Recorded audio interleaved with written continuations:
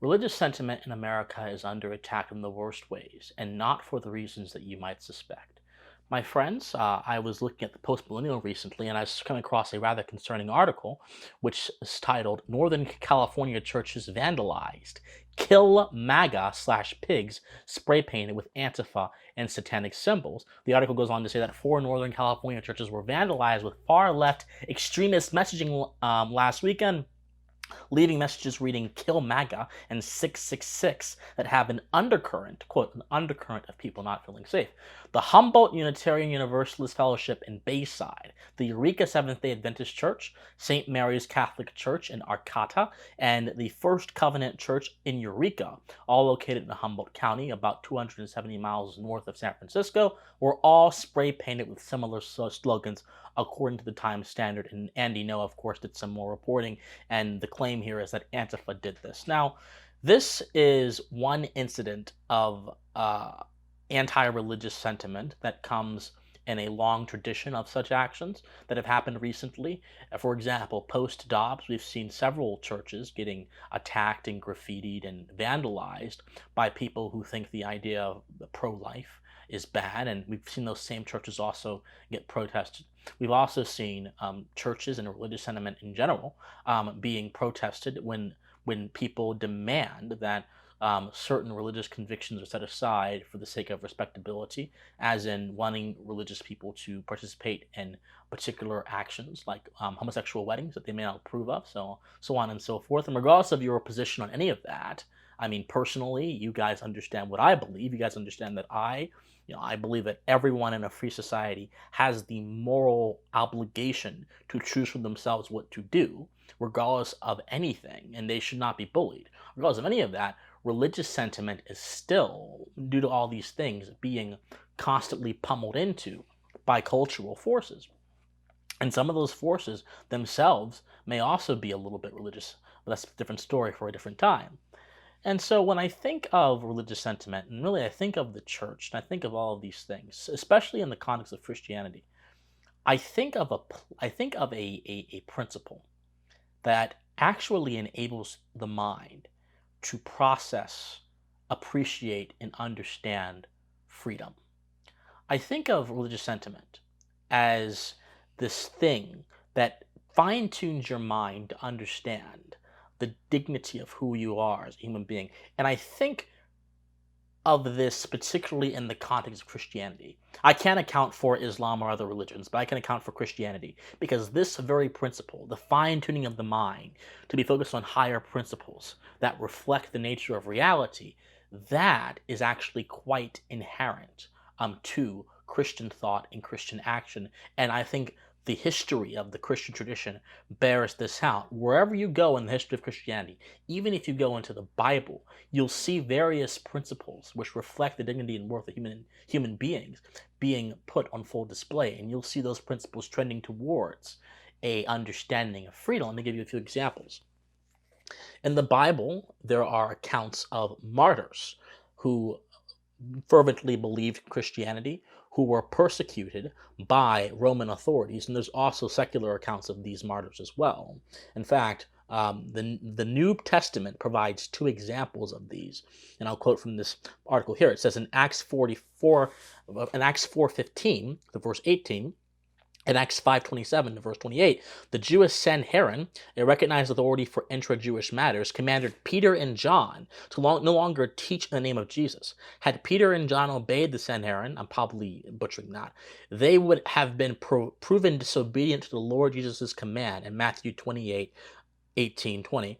In both circumstances, Peter responded by indicating that he and the others would obey God rather than man, and could not stop speaking of what they had seen and heard. Peter and John will go on to absorb the threats and beatings of the Sanhedrin, but remain faithful to Jesus. In Revelation, John, in figures, speaks of the Roman authority persecuting Christians to the point of death. Later documents make explicit what the Christians experienced. They would be sought out by Roman authorities or denounced as Christians before them, told to curse Christ and offer sacrifices to the genius of the emperor, or to suffer execution. This is Pliny the Younger who actually embodied these. And so you see these instances of martyrdom amongst early Christians reflect a principle that actually transcends any particular religious belief, and that is the idea that there is an authority that is higher than the rules or diktats of a ruler or government. This single principle here is what revolutionized Western civilization, allowed for the establishment of the United States of America, and is basically at the core of almost every freedom tradition the West has ever seen. Because it's not merely a religious principle.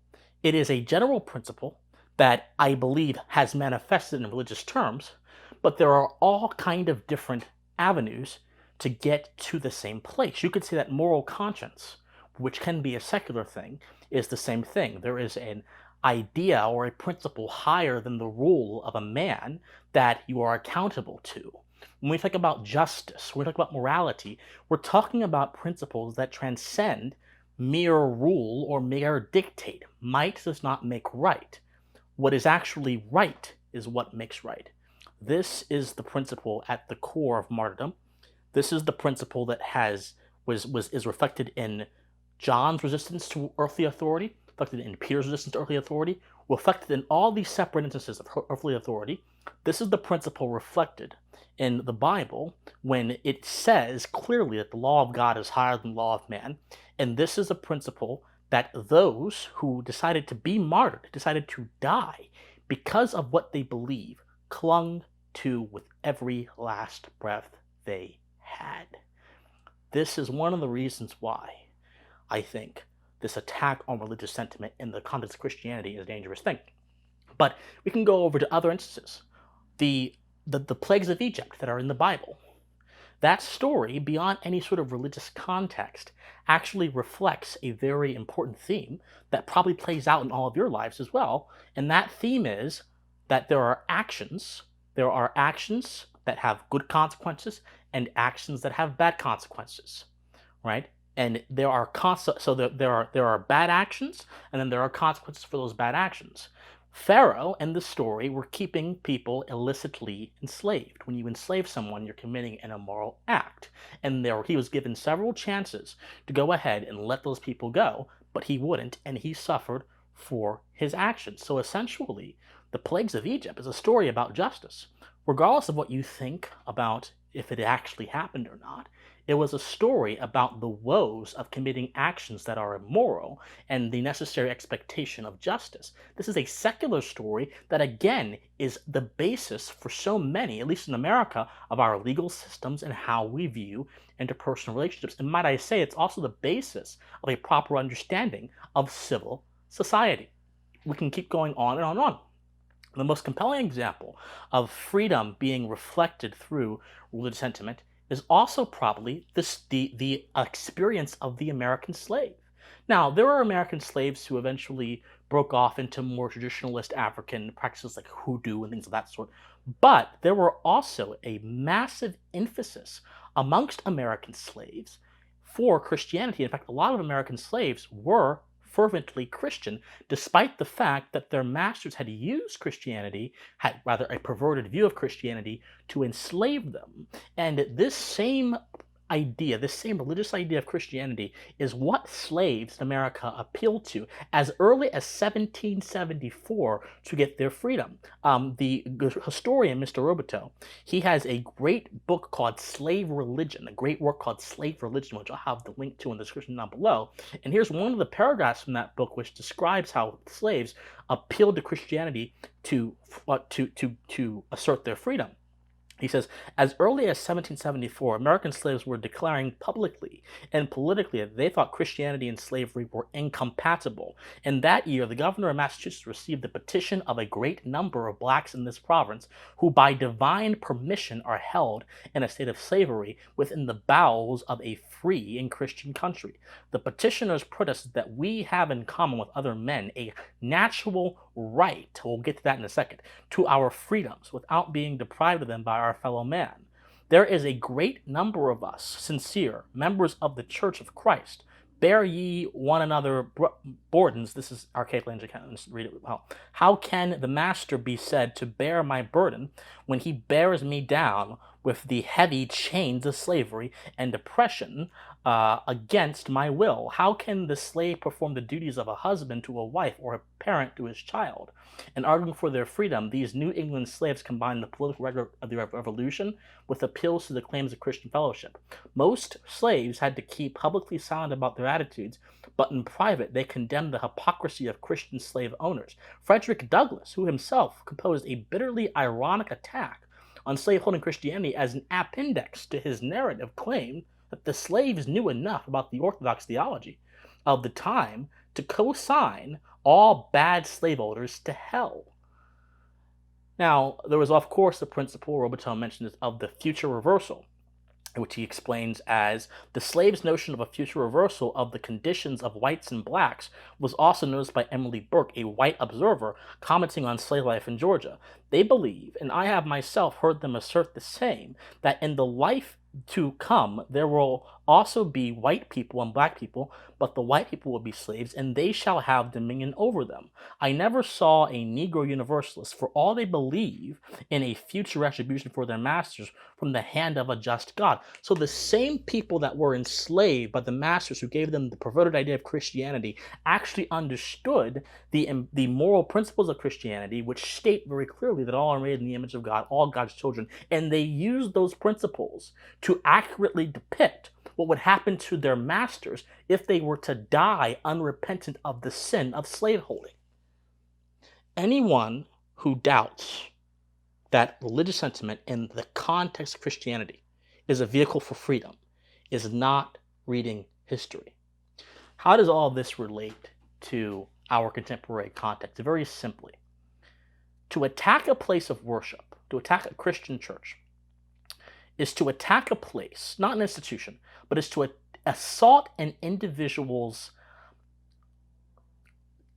the territory in which an individual seeks to transcend the mundane and seeks to attach themselves to higher order things, seeks to attach themselves to bigger principles, seeks to attach themselves to things that can actually allow us to operate in the world in a way that is productive, in a way that follows and conforms to good thinking and good action. To attack a church is to attack the conscience. To attack a church is to attack an attempt for an individual to understand the nature of his relationship with the divine. To attack a church is to do something of much gravity than simply vandalism can describe. Because it was the religious sentiment expressed in churches that gave rise to so much righteous resistance of tyranny. It was that sentiment that recognized that there is an authority, whether you're religious or not. There is authority. There are principles that are more than simple laws or the diktats of rulers. And Christianity provided the framework for all of this to happen. Now, of course, there are verses in the Bible that say you have to obey authority and things of that sort. I'm not here to do a theological debate. I'm here to look at the moral principles of Christianity and how they were applied in several different contexts, thousands of years apart, in almost the same way, to justify disobedience to immoral actions. And in almost every case, you can find a justification in the Bible for it. To attack a church is to attack man's attempt to understand the world in a much richer way. To attack a church is to attack man's attempt to engage with his nature in a way that is uncommon and different from how a secularist may engage with his nature. To attack a church is to attack man on his path to discovery. And there is nothing more evil than to try to prevent man from discovering his place in this big thing we call the universe, his place in this big thing we call life. You know, as Paul Simon said in his song, a church is more than just timber and stone. You can burn down my churches, but I will be free. There is freedom in knowing that no man has complete dominion over you. There is freedom in knowing that you are obedient first to principles and nothing is second to principles. Nothing overrides those principles. Those principles are second to none. There is freedom in knowing those things, and that freedom is what has destroyed political, or rather conceptual tyrannies throughout history. Unfortunately, political tyrannies still exist, and they still exist strongly, but conceptual tyrannies have fallen. And conceptual tyrannies, the basis for things like slavery, for things like unjust punishments, for things like this, if the basis is challenged, the structure falls.